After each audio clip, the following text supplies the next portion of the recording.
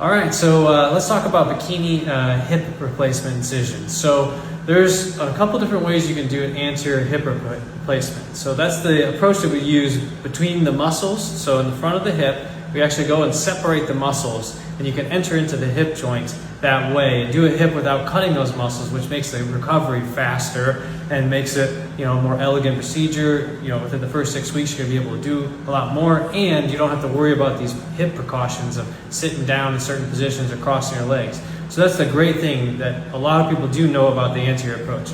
But one thing that I like to marry together with the anterior approach is the anatomic or more anatomic friendly skin incision. So a classic skin incision for an anterior approach is called longitudinal, or it's long ways. It goes down the leg.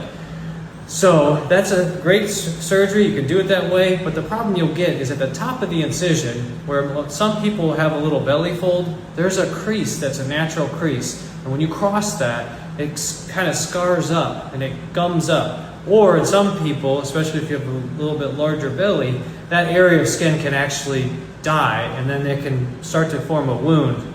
And while that's not super problematic, it still is less desirable, and you have to do wound care, and there can be issues with that. So a really nice thing that we're doing now is doing a bikini incision, and that's because the bikini is a horizontal type incision. And so that incision follows the line of like where you would wear a bikini. So if you're a guy, it doesn't matter, you don't have to wear a bikini afterwards. That's just something that we like to, that's what was described as. But it's the idea is that it lays in that way. And so the idea is that you're cutting with the grain of the skin. So that makes perfect sense, because if you cut with the grain of the skin, there's less tension on it, so it heals nicer, it has less wound complications, and then it has the side benefit that it looks a lot better. Cosmetically, it looks even better.